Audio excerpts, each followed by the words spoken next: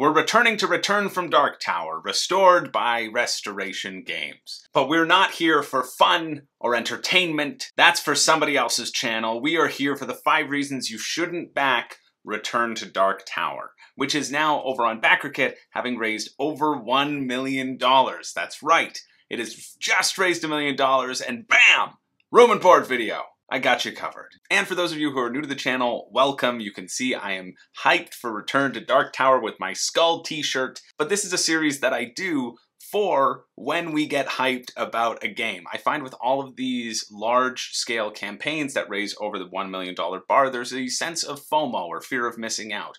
And so my goal with this series is not to necessarily pick on the little guy and make sure that games do not succeed and nobody gets to play them or have fun ever, although that is my secret goal that I will admit to over and over and over again. No, it is in fact to put your excitement to the test, to provide a slight and sometimes necessary check to cool your jets and hopefully make sure that your excitement is as high as it is right now as it is when that package arrives at your door. Because there's nothing worse, nothing in the history of humanity than having a game arrive and you going, oh, okay, I'm only mildly excited for this and I slightly regret my purchase. Nothing worse in the history of time. You've heard it here first, and probably last. But first off, let's talk about what is exciting about the game and why people may be interested in this game. And this was an interesting one for me because the original campaign, back when it raised over $4 million in its first run, I didn't see the appeal. I never grew up with Dark Tower, the original board game, so the nostalgia had no impact on me. And maybe that's because a lot of the marketing is focused around the tower and how cool the tower is, rather than the actual gameplay itself. But when I looked into the gameplay, of course, I got excited because it seems like a fun, neat little game. One of my favorite parts about the different heroes is that you each get your own little variable player powers that you can unlock as the game progresses, these skills that you can achieve, but you also get a skill based around which kingdom you start in. And anytime I see those little touches in a game, it gets me excited. It gets me wanting to play the game. I want to see the impact upon that variability, or if it just, doesn't matter whatsoever.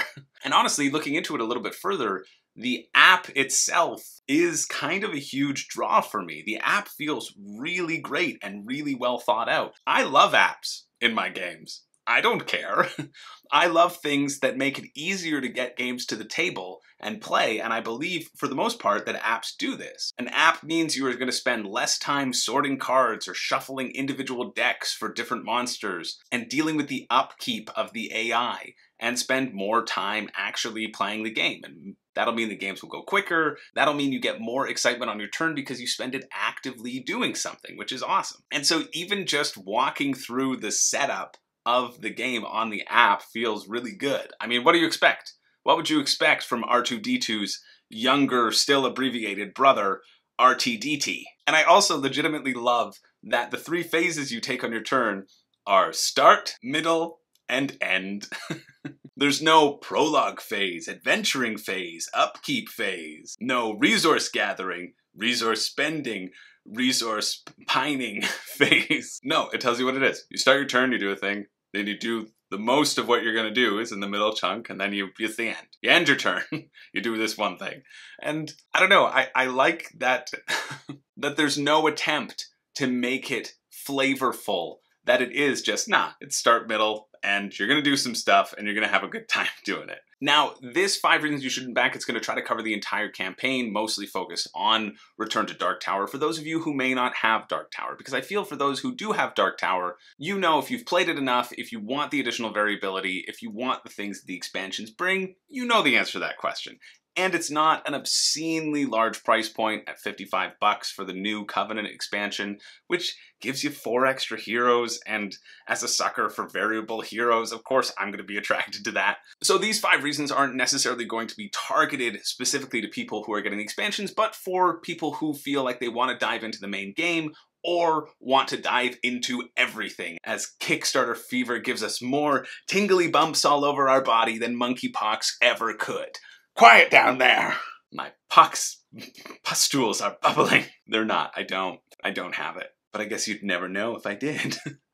But I do believe there are reasons to legitimately be excited about this game, and I'm excited and happy for all of you who are excited enough to withstand the brutal torture of my dark tower.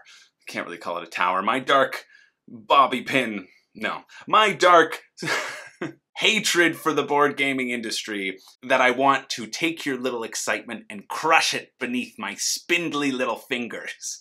Well, if you can withstand that, you have my blessing to marry my daughter Dark Tower. But if you can't, well then, you were never good enough for her in the first place. So that's enough talking about the excitement. Let's get into the reason why you are here and why I exist on this planet Earth, and that is the 5 reasons you shouldn't back Return to Dark Tower. As I lower my notes out of the frame so you think I've saying this all off the cuff and I've done no research into this project. That's how you want this to be approached, right? Anyway, let's get into it. Reason number 5 is that you don't play with toys anymore. And this might seem like a sarcastic statement, but I swear it is intended to be in earnest. Because yes, all board games are toys, right? They're for our amusement. That's why we like little minis and we like playing with things. But there's also something that I like to call the toy factor, which is what you are paying for in this game. It's the Dark Tower. I always try to think of ways to not have premium elements in games, or to think of ways that it could be incorporated in a different way. And there's really, like, let's be real, there's no real reason why you need such an ostentatious monstrosity on your table. This could have been done probably through automation. The skulls that spit out from the 4 corners of the board. I mean, you could just roll a dice and see, do some skulls come out? They do. Roll another dice and see, the skulls come out. And they go into this section. Because it's not even like gravity has an actual implication on the tower, other than some potential randomness on the inside that nobody will know how it works because it's designed by a team of engineers. One of the main reasons for this tower to exist is to decide, do skulls pop out now? Oh, the skulls stay inside. And it's a cool thing. It's an exciting thing to say, oh, will some skulls pop out and shoot out across the table and hit your Uncle Larry in the eye? His glass eye, don't worry, he's fine. He has a glass eye from his first campaign of Return to Dark Tower. But but that's an exciting element to it, and that is a huge draw to the campaign. But if you don't like that sort of stuff and it doesn't get you wildly excited, then why are you wasting your time with this specific game? Because it's all about the tower. And I assume it's the tower that has brought you in, but if you are not going to get consistent enjoyment out of that toy factor, this game will be a letdown for you. Because you'll look at this raging onyx upside down stalagmite and think, yeah, this is cool to potentially get my kids to the table, but they better not touch this very expensive thing, because if it topples and breaks, well, that's the whole game. This is daddy's toy. You look away for 1 second and it'll be swallowed whole by your infant of 2. You'll just see the tower-shaped outline bulging through their skin. So if you are in the habit of going after board games and not going after toys. And I swear I'm not saying toys pejoratively or meaning to be offensively. There was just a campaign that finished on Kickstarter called Snapship Tactics recently, which was only, again, about that toy factor, and it did really well. Because yeah, it's fun to play with toys, who cares? But if that's not going to give you that consistent enjoyment, then stop here. Now, reason number 4 is that there are no stretch goals. And generally, I'm okay with there not being stretch goals in a campaign. I understand the mentality you want to say, listen, we are not going to artificially create these stretch goals. We're not going to lock them behind doors. We are going to put the content that we want to put into this game, and you can't stop us. We're doing it. It's going to be in every copy. And I like that. I like that aspect of things. I like that idea that you are producing this great product, and, you know, Kickstarter or Backerkit or GameFound, it's just kind of a pre-order system. But at the same time, the reason to back and pre-order in advance is because you're getting something extra. You're either getting a discount, you're getting additional expansions, you're getting these Kickstarter exclusive stretch goals that nobody else will get, and then you can sell for 5 to 10 to 50 times their worth to some chump who hasn't seen this channel yet and had their monthly dose of FOMO vaccine. And so the take here is that you're going to save money. On the Restoration Games website, you can purchase Return to Dark Tower for $190 US, and here you can get it for $150 US. What a bargain, right? Now, you may also have to pay shipping on Restoration Games website. But here you're paying, if you live in the US, $30 shipping. If you live in Canada, $45 shipping. So you're actually paying $5 more than the MSRP to get the same product to your door. And Restoration Games might charge for shipping as well. They may not have free shipping over a certain bar,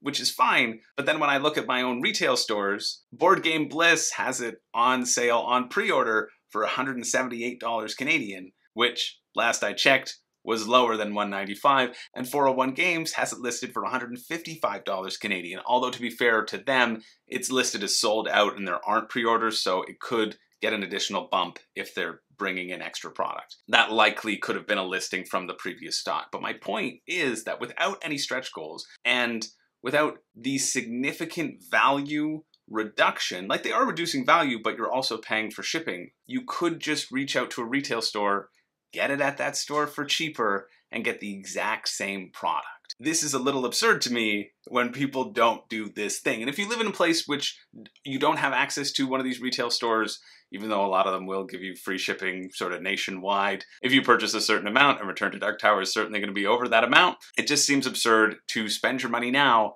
and be forced to spend more in the long run for the exact same product. Now, reason number 3 is that you prefer the competitive modes. Return to Dark Tower is going along the same path as a lot of games lately. Euthia has done this as well, where there are multiple game modes. There's a cooperative mode. There's a solo mode. Well, solo and cooperative are, they're pretty comparable. But then there's also a competitive mode. Then there's also a mode where you get to bring your neighbor's dog over and feed them pieces and see how long they last. Just to really show them for barking at you every time you pick up your newspaper. That's not a mode. There are usually these varying modes that are thrown into the game, and usually it is one mode that is better than the other. And in terms of Return to Dark Tower, that mode is the cooperative mode. That's kind of generally agreed upon as the better way to play, or the way you will play starting out, especially. When you're extremely familiar with the cooperative game, you might progress to the competitive game because it's basically the same game, but you all have secret objectives instead of public objectives that you're completing together. And so you're still trying to manage the board and make sure that the amount of skulls being spat out by the Slender Man in a rock garden don't overwhelm the board.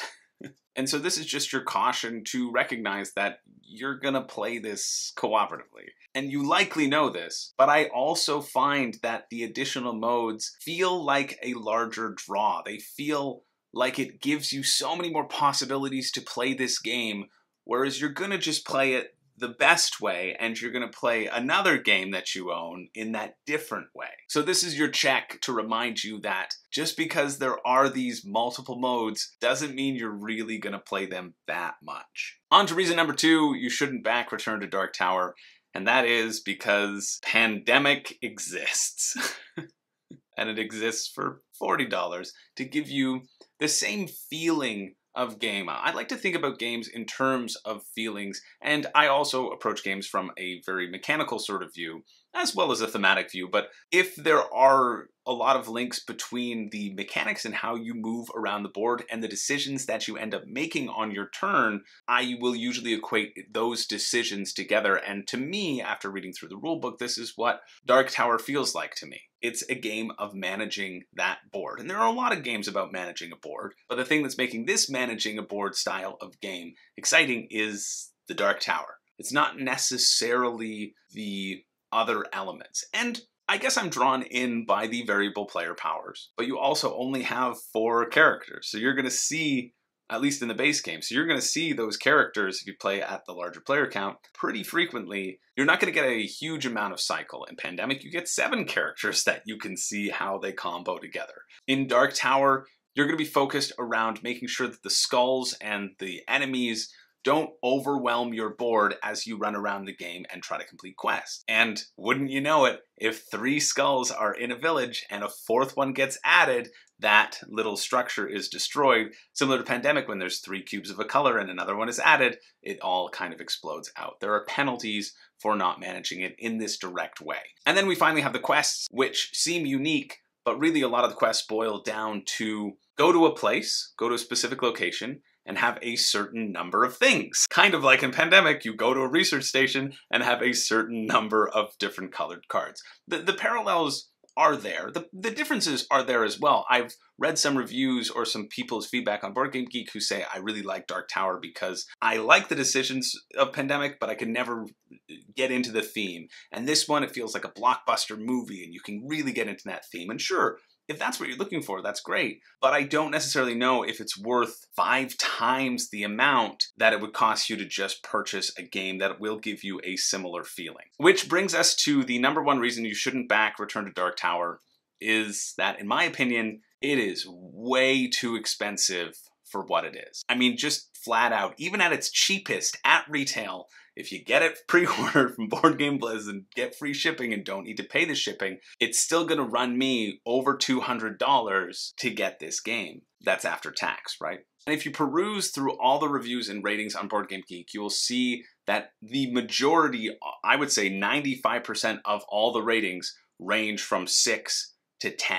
It looks like this. There you go. But looking at those, that got me really excited because I thought, okay, this is really well reviewed. It's all in that range.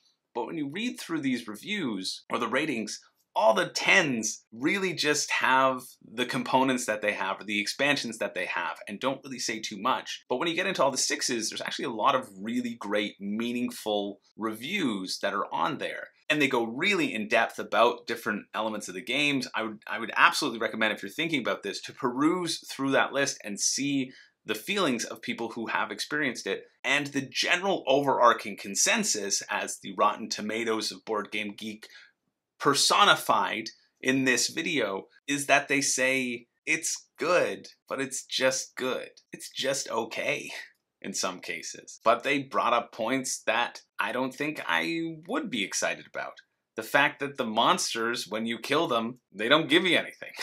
It doesn't feel like a dungeon-y adventure where monsters are dropping loot. It's just an obstacle in your way that forces you to spend all of your resources and run away. You don't feel necessarily like a warrior. Looking on their campaign page and the language used around the game, talking about all the possibilities that you can get from this game, that there are literally thousands of possible setups to explore, that to me feels a bit like you're overcompensating. And from reading the reviews, the implication was there's not really too much difference between the types of monsters. Yeah, there's thousands of setups to explore, but if they feel the same, that's not a great thing. And in fairness, I can only operate on the copious amounts of research that I have done into this game because I knew it would cross over $1 million, and I also knew that I'm way too poor to be able to afford a copy to be able to actually play it myself. But if you take the rulebook, the reviews, and the thoughtful, middling reviews, I think this pops out